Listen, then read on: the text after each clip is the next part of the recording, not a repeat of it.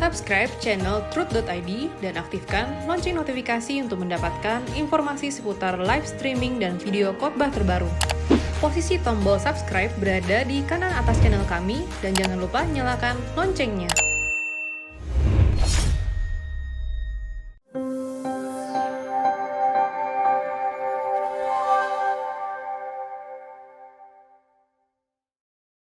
Shalom, salam sejahtera dalam kasih Tuhan kita, Tuhan Yesus Kristus. Bapak, Ibu, saudara sekalian, seluruh pecinta suara kebenaran, sebelum kita belajar bersama kebenaran firman Tuhan pada saat ini, mari kita satukan hati, kita berdoa.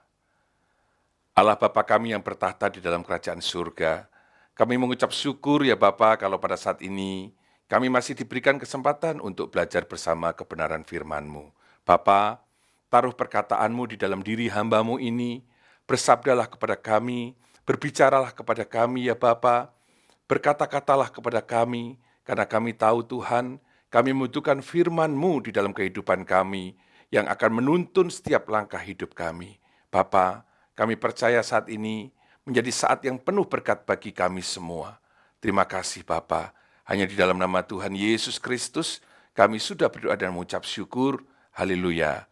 Amin.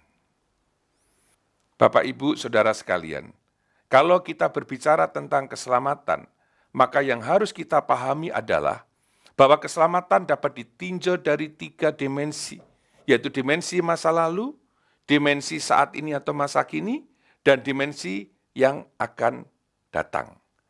Dalam Alkitab kita menemukan tinjauan ini sama seperti yang dikatakan oleh Rasul Paulus di dalam Kisah Rasul pasal 24 ayat yang ke-25.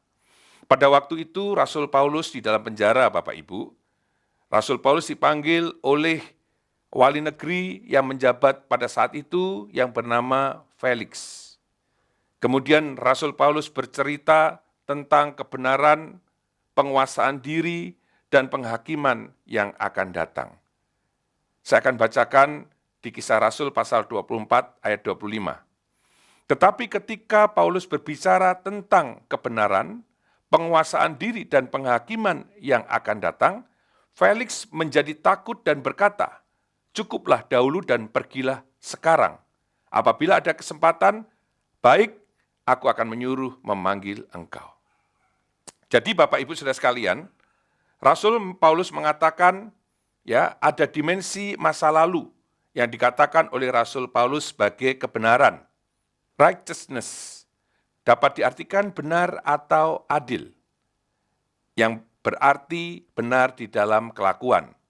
Istilah benar atau adil di dalam bahasa Ibrani dipergunakan kata sadik, yang artinya sama dengan dikaios atau dikaiosune di dalam bahasa Yunani.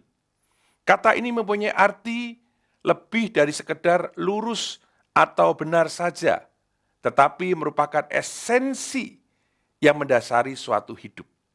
Esensi yang mendasari suatu hidup. Sehingga dari hidup bisa mengalirkan semacam norma-norma etika yang benar. Dan pengertian atau arti di dalam dikaiosune itu, yang tadi saya katakan semacam norma etika yang benar, di mana dikaiosune ini, Bapak Ibu, memiliki pengertian yang pertama tidak bengkok. Ia lurus. Artinya kalau iya, ia katakan iya, kalau tidak, ia katakan tidak. Kemudian yang kedua, menjadikan kebenaran sebagai intisari hidup. Jadi karena kebenaran ada di dalam dirinya, maka yang akan keluar ya di dalam kehidupannya itu selalu kebenaran. Kemudian yang ketiga, menghadapi semua orang dengan prinsip tidak membedakan. Artinya, ketika ia berhadapan dengan orang kaya, dia perlakukan sama ketika ia berhadapan dengan orang miskin. Jadi dia tidak membedakan antara orang miskin dengan orang kaya. Kalau terhadap orang miskin, dia semena-mena, dia sewenang-wenang. Tetapi kalau kepada orang kaya, dia sangat menghormati, sangat menghargai. Bahkan dalam tanda kutip seperti seorang yang menjilat. Tidak demikian. Dia memperlakukan orang itu sama, siapapun orang itu. Kemudian yang keempat, hidup di dalam kekudusan. Hidup tak bercacat celah, Bapak Ibu Saudara sekalian. Kemudian yang kelima, tegas dan tidak berkompromi dengan dosa. Jadi keselamatan dimensi masa lalu yang adalah anugerah keselamatan melalui kematian Yesus Kristus yang di dalamnya termasuk pengajaran dan teladan yang diberikan olehnya. Itu dimensi masa lalu yang ada di dalam Yesus Kristus. Nah, kemudian dimensi masa kini dikatakan oleh Rasul Paulus yaitu penguasaan diri. Baru kemudian Rasul Paulus katakan dimensi yang akan datang, yang dikatakan sebagai penghakiman yang akan datang. Bapak Ibu, memang setiap orang harus menghadap tahta pengadilan Kristus. Dikatakan di dalam 2 Korintus pasal 5 yang ke-10, sebab kita semua harus menghadap tahta pengadilan Kristus, supaya setiap orang memperoleh apa yang patut diterimanya sesuai dengan yang dilakukannya dalam hidupnya, baik ataupun jahat. Kemudian kalau kita melihat di dalam Injil Lukas pasal 21 ayat yang ke-36, dikatakan berjaga-jagalah senantiasa sambil berdoa, supaya kamu beroleh kekuatan untuk luput dari semua yang akan terjadi itu, dan supaya kamu tahan berdiri di hadapan Anak Manusia. Tahan berdiri itu ketika saudara nanti ya di dalam pengadilan Allah, di dalam tahta pengadilan Kristus, saudara dan saya harus mempertanggungjawabkan apa yang sudah kita lakukan selama kita hidup. Bapak Ibu, anugerah keselamatan melalui kematian Yesus Kristus di atas kayu salib, yang di dalamnya juga termasuk pengajaran dan teladan yang diberikan olehnya, yang disebut sebagai dimensi masa lalu atau anugerah keselamatan, dan semuanya itu sudah selesai dengan sempurna, finish. Kemudian akan menuntun setiap langkah orang percaya masa kini, ya saat ini, di mana saudara dan saya harus menguasai diri, harus mengerjakan keselamatan itu dengan takut dan gentar, yang kemudian apa yang sudah kita kerjakan saat ini atau apa yang kita lakukan masa kini akan sangat menentukan keadaan seseorang dalam dimensi keselamatan yang akan datang. Yaitu setiap orang, saudara dan saya harus menghadap tahta pengadilan Kristus untuk mempertanggungjawabkan apa yang sudah kita lakukan selama kita hidup di dunia ini. Atau dikatakan oleh Rasul Paulus sebagai penghakiman yang akan datang. Nah, Bapak Ibu, sekarang kita akan belajar lebih mendalam tentang penguasaan diri sesuai dengan tema firman Tuhan pada saat ini. Dan betapa pentingnya penguasaan diri bagi orang yang sudah menerima anugerah keselamatan melalui kematian Yesus Kristus di atas kayu salib. Jadi tugas saudara dan saya masa kini saat ini, yaitu saudara dan saya harus menguasai diri. Bapak Ibu, penguasaan diri itu artinya sama dengan berkuasa atas diri sendiri. Penguasaan diri sebenarnya bagaimana saudara dan saya memberi diri untuk dipimpin oleh Roh Kudus. Dan kemudian Bapak Ibu Saudara sekalian, penguasaan diri yang disebut sebagai dimensi keselamatan saat ini, masa kini, dapat juga dikatakan sebagai indikator seseorang mengalami perjumpaan dengan Tuhan. Jadi kalau orang belum bisa menguasai diri, diragukan kalau dia mengalami perjumpaan dengan Tuhan. Saudaraku, penguasaan diri dalam kitab Perjanjian Baru, di dalam bahasa Yunani ditemukan ada dua. Yang pertama, engkrateia, yang kedua, soproneo. Engkrateia, ada dua kata yang dipakai, eng itu artinya di dalam, kemudian krateia itu artinya energi, kuasa, atau kekuatan. Dan engkrateia ini memiliki pengertian berada dalam kuasa atau seseorang yang menguasai keinginan dan nafsunya, terutama nafsu inderanya. Terdapat di dalam Kisah Rasul pasal 24 ayat yang ke-25, Galatia pasal 5 ayat 23, dan 2 Petrus pasal pertama ayat yang ke-6. Kemudian soproneo memiliki pengertian pikiran yang sehat, waras dalam indera seseorang. Kemudian bisa diartikan juga mengekang keinginan atau nafsu dan impuls atau rangsang dari luar. Ya, ini terdapat di dalam Markus pasal 5 ayat 15 diterjemahkan waras, kemudian Lukas pasal 8 ayat 35 juga diterjemahkan waras, kemudian di Roma pasal 12 ayat 3, Titus pasal 2 ayat 6, dan 1 Petrus pasal 4 ayat yang ke-7. Bapak, Ibu, Saudara sekalian, dalam kehidupan manusia sejak dahulu memiliki mekanisme yang disebut sebagai defense mechanism, yaitu dengan sebutan fight or flight. Ya, fight or flight, lawan atau lari. Nah, mengapa demikian Bapak Ibu? Karena di dalam diri manusia, di dalam diri saudara dan saya itu ada 30 sampai 40 triliun sel yang aktif yang selalu menghasilkan energi. Nah, energi ini tidak bisa dibuang Bapak Ibu atau dihilangkan. Energi ini tidak bisa dibuang atau dihilangkan. Nah, untuk mengatasinya, maka harus ada transformasi untuk mengubah energi tersebut. Nah, untuk mentransformasi energi tersebut, yaitu dengan cara mengendalikannya. Dalam mengendalikan diri, ya, atau mengendalikan energi ini, Bapak Ibu Saudara sekalian, dibutuhkan pengetahuan. Dan tentu yang dimaksud di sini adalah pengetahuan kebenaran firman Tuhan. Sebab tanpa pengetahuan yang benar, maka akan menghasilkan energi yang negatif. Jadi, pengetahuan di sini, sekali lagi saya katakan, yaitu firman Tuhan. Bapak Ibu, 30-40 triliun sel yang aktif, ya, yang terus-menerus mengeluarkan energi, yang harus kita kuasai, harus kita kendalikan, itu memang tidak mudah. Sekali lagi, maka dibutuhkan pengetahuan, yaitu kebenaran firman Tuhan.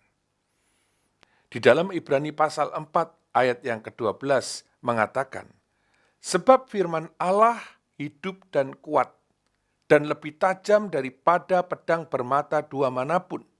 Ia menusuk amat dalam sampai memisahkan jiwa dan roh, sendi-sendi dan sumsum. Ia sanggup membedakan pertimbangan dan pikiran hati kita. Jadi firman Tuhan yang hidup dan yang kuat, dikatakan bahwa lebih tajam dari pedang bermata dua manapun. Ia sanggup membedakan pertimbangan dan pikiran hati kita. Artinya Bapak Ibu Saudara sekalian, ia bisa membedakan mana yang benar, mana yang salah. Mana yang baik, mana yang jahat. Bahkan yang benar dan yang benar, atau yang salah dengan yang salah. Bisa dibedakan. Saya akan memberikan contoh, kalau yang benar dan yang salah itu lebih mudah, atau yang baik dengan yang jahat itu lebih mudah untuk dibedakan. Nah, yang salah dengan yang salah saya akan memberikan contoh Bapak Ibu Saudara sekalian.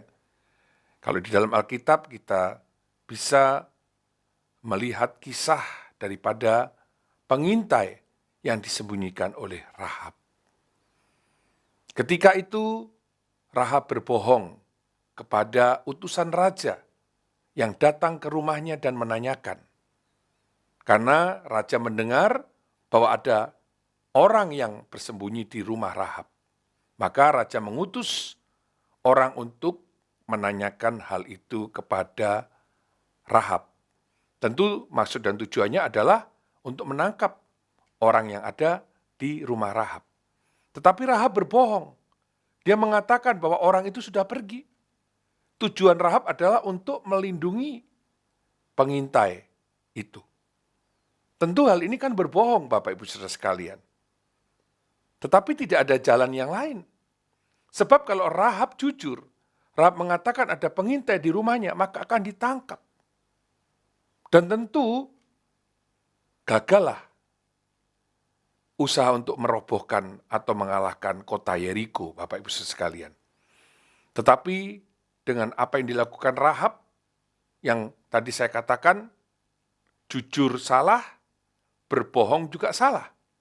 Tetapi yang terbaik yang dilakukan oleh Rahab adalah dia melindungi pengintai yang ada di dalam rumahnya, disembunyikan, disotoh rumahnya.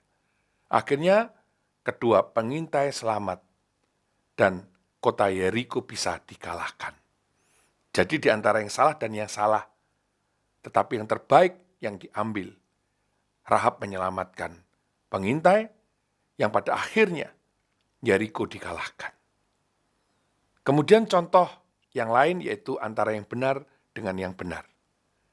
Nah ini saya memberikan contoh ya, misalkan saya tinggal di satu tempat di mana tempat tersebut mengalami musibah banjir, Bapak Ibu Saudara sekalian.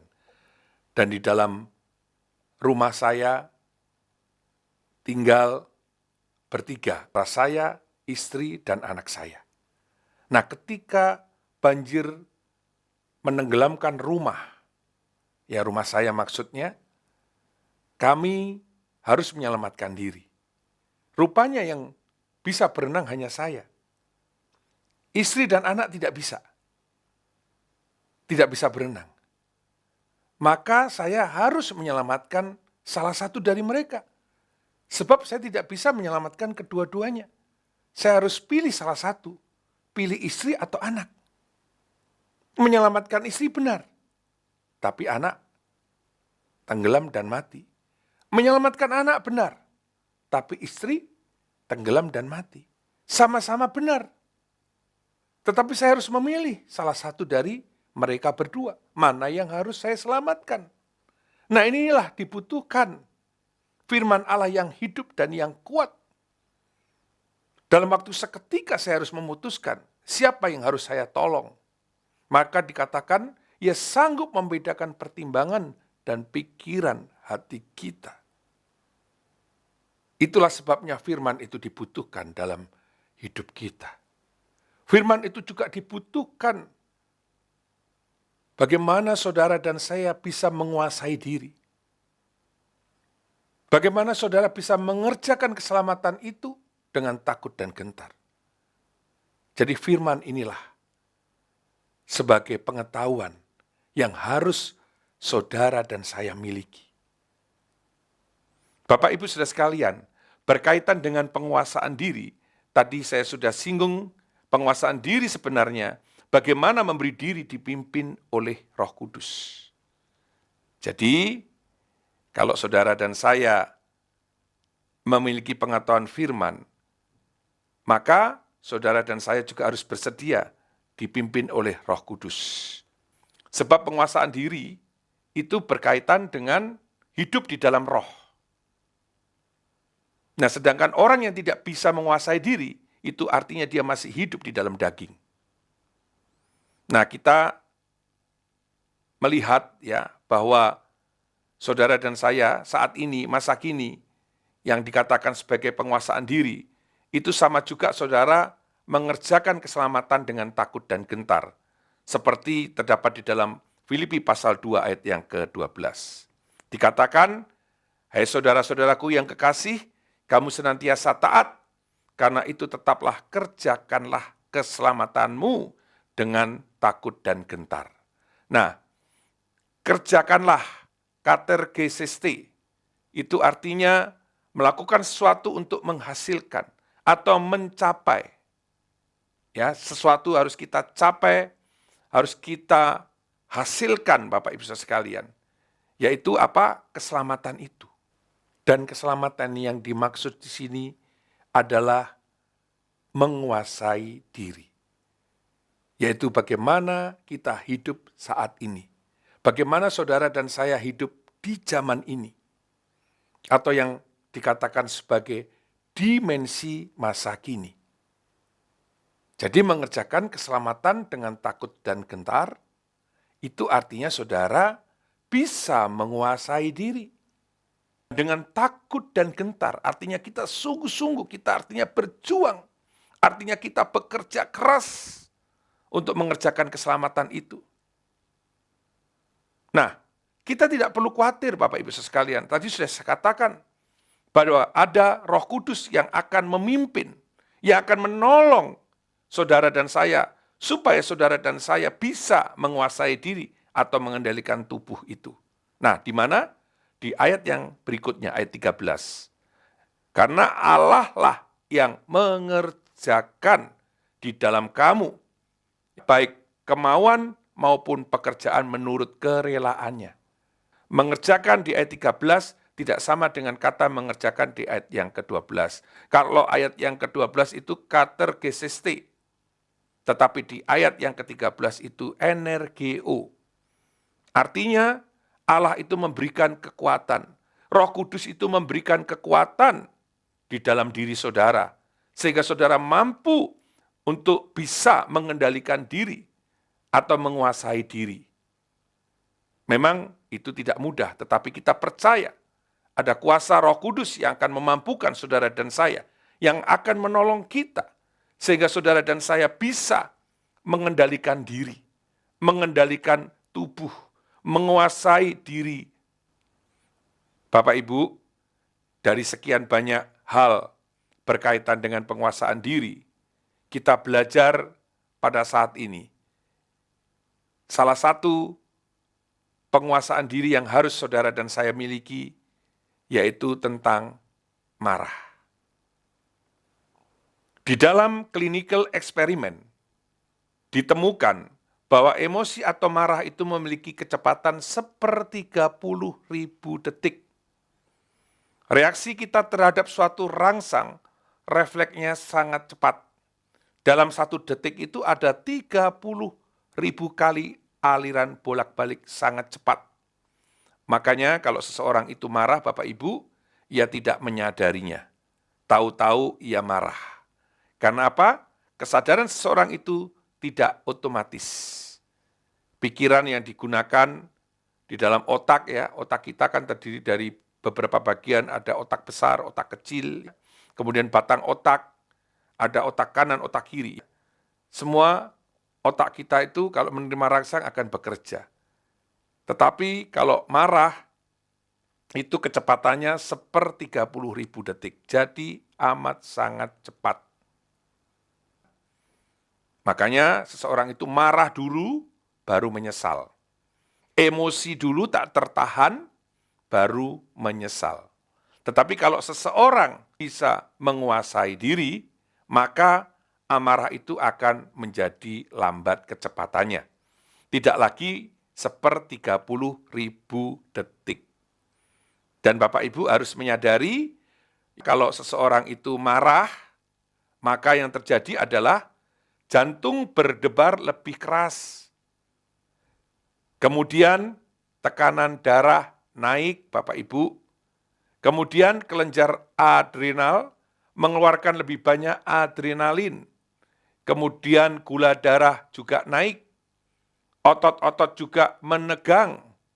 Kemudian pembuluh darah arteri juga akan menyempit, Bapak Ibu. Dan akibatnya apa? Pengkondisian tubuh diserang oleh berbagai macam penyakit. Ya, bisa luka dinding lambung, bisa hipertensi, bisa kolonis, bisa lebih dari 20 penyakit yang siap menyerang orang yang marah. Kemudian belum lagi orang itu menjadikan lingkungannya tidak nyaman, ya Bapak Ibu, atau menyerang orang lain.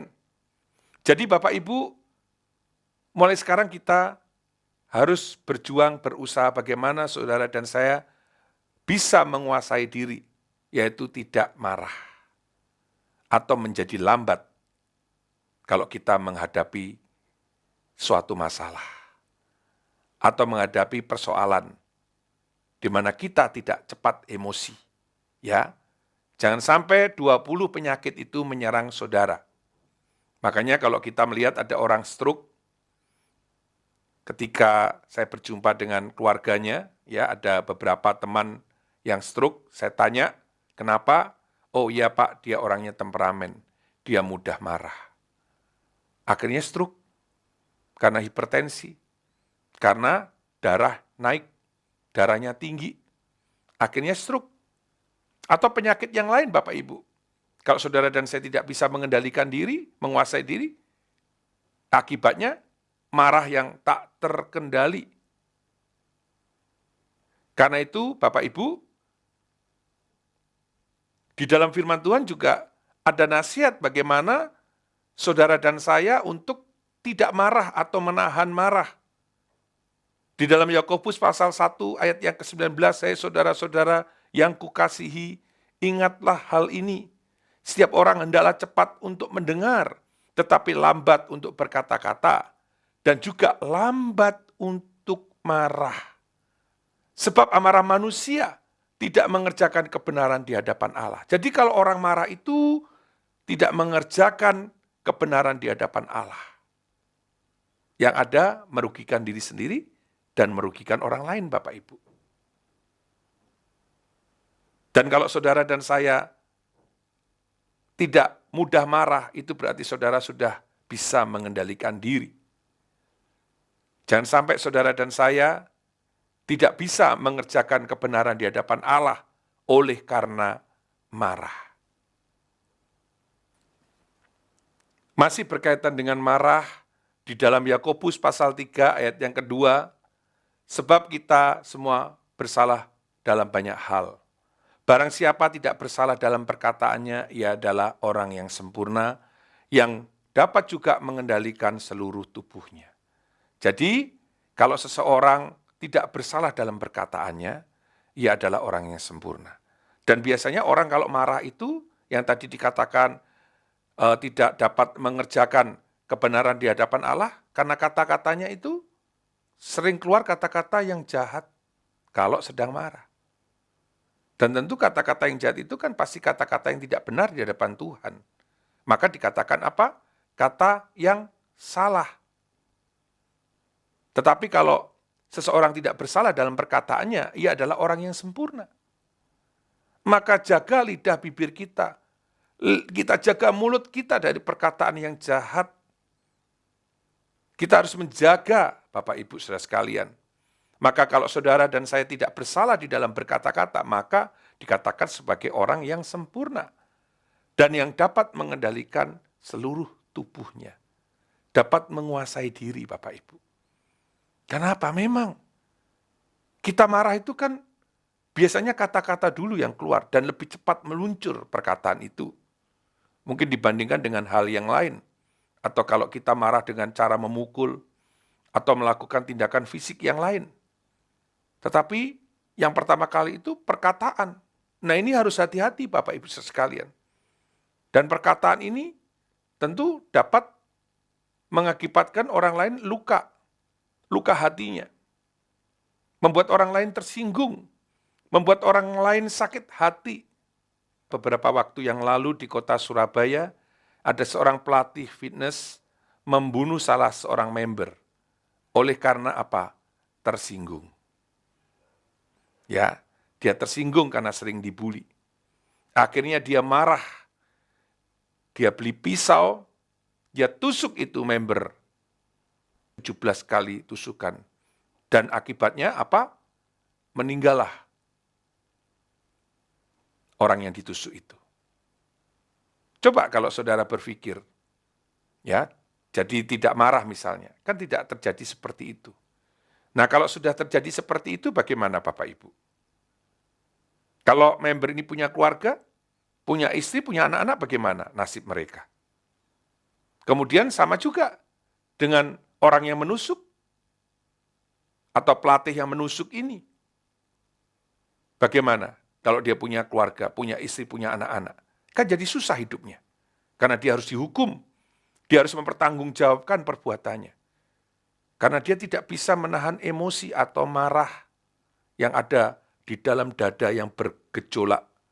Yang akhirnya dia lampiaskan dengan cara menusuk orang yang membulinya. Coba saudaraku, kan itu tragis. Ia tidak bisa menguasai diri, Bapak Ibu saudara sekalian. Nah, bagaimana dengan saudara dan saya? Seringkali kita kan demikian. Seringkali kita ngomong suka-suka kita. Seenaknya kita ngomong.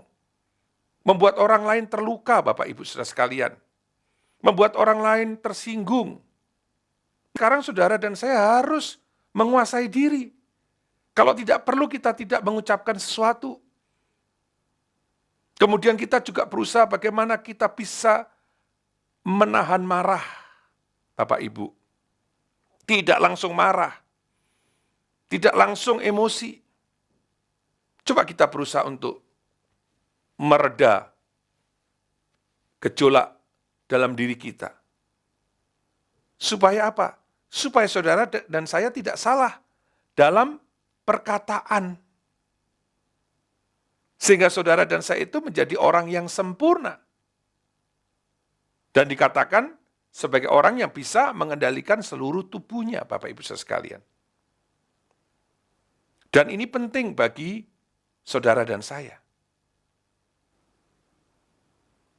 Bapak Ibu, di dalam diri kita itu ada monster. Monster itu sangat kuat. Karena monster itu memiliki energi. Yang tadi saya jelaskan ada 30-40 triliun sel yang menghasilkan energi setiap saat. Terus menerus. Dan ini harus kita lawan. Ya, harus kita taklukkan, harus kita kendalikan. Kalau di dalam Kolose pasal 3 ayat yang kelima dikatakan matikanlah dalam dirimu segala sesuatu yang duniawi, yaitu percabulan, kenajisan, hawa nafsu, nafsu jahat, dan juga keserakahan. Yang sama dengan penyembahan berhala, semuanya itu mendatangkan murka Allah. Dahulu, kamu juga melakukan hal-hal itu ketika kamu hidup di dalamnya. Artinya hidup di dalam kedagingan. Atau monster itu masih kita pelihara. Monster itu masih hidup. Tetapi sekarang, nah ini, saat ini, masa kini Bapak Ibu. Tetapi sekarang, buanglah semuanya ini. Yaitu marah, geram, kejahatan, fitnah, dan kata-kata kotor yang keluar dari mulutmu. Ini harus kita jaga. Sekarang ini. Ya ini menguasai diri. Inilah keselamatan dimensi saat ini. Di mana saudara dan saya harus melakukan ini. Bunuh monstermu. Jangan beri kesempatan dia hidup. Taklukkan dia. Dengan kebenaran firman Tuhan. Kita pasti bisa. Buang semuanya itu. Marah, geram, kejahatan, fitnah, dan kata-kata kotor yang keluar dari mulutmu. Supaya saudara dan saya tidak salah di dalam perkataan. Dan kemudian barulah kita dikatakan sebagai orang yang sempurna, Bapak Ibu. Ayo kita lakukan semuanya itu. Kerjakanlah keselamatanmu dengan takut dan gentar. Ya, kita kerjakan itu, Bapak Ibu. Dan kita tidak takut, sebab Roh Kudus menolong saudara dan saya. Memampukan kita untuk kita mengerjakan keselamatan itu. Untuk mengerjakan keselamatan masa kini, saat ini. Yaitu bagaimana saudara dan saya menguasai tubuh kita. Mengendalikan diri kita. Tentu hal yang tidak mudah Bapak Ibu sekalian. Tetapi bukan berarti kita tidak bisa. Saya percaya, Bapak Ibu kalau mau pasti bisa. Mengendalikan diri. Menguasai diri. Sebab ada tangan Tuhan yang kuat yang akan menolong saudara dan saya. Memampukan kita. Asalkan kita mau untuk melakukannya. Bapak Ibu Saudara sekalian, di dalam Amsal pasal 25 ayat yang ke-28 dikatakan, orang yang menguasai diri lebih hebat dari orang yang menaklukkan kota. Tentu kota itu tidak mudah ditaklukkan. Dia pasti ada benteng dan juga penjaga-penjaga yang kuat. Demikian juga dengan diri kita, Bapak Ibu. Diri kita ada benteng, ada monster sebagai penjaga yang ingin mengalahkan kita. Tetapi kita akan berusaha untuk menguasainya. Dan dikatakan saudara lebih hebat dari orang yang menaklukkan kota. Kota yang kuat itu bisa ditaklukkan. Dan saudara pasti juga bisa menaklukkan benteng dan monster yang ada dalam diri kita. Sehingga saudara dan saya dikatakan sebagai orang yang lebih hebat. Karena apa? Saudara bisa menguasai diri saudara. Saudara bisa menaklukkan kedagingan saudara. Ingat, menaklukkan kedagingan saudara. Sebab di dalam diri kita ada dua makhluk, yaitu makhluk surgawi dan makhluk duniawi. Makhluk surgawi di sini yang saya maksud adalah roh, ya, dan makhluk duniawi adalah daging. Daging itu harus kita taklukkan, dan kita baru dikatakan bisa menguasai diri. Bapak Ibu, selamat berjuang. Selamat menguasai diri masing-masing. Tuhan Yesus memberkati. Amin. Mari kita berdoa. Bapa kami di surga, kami mengucapkan syukur kalau Engkau sudah memberikan nasihat, Engkau sudah mengingatkan kembali kepada kami, untuk kami bisa menguasai diri, untuk kami bisa mengendalikan tubuh kami. Memang sesuatu yang tidak mudah, tetapi kami percaya Roh Kudus akan memampukan kami. Bapa, berkati kami semua, seluruh pecinta suara kebenaran. Hanya di dalam nama Tuhan Yesus Kristus, kami sudah berdoa dan mengucap syukur. Haleluya. Amin.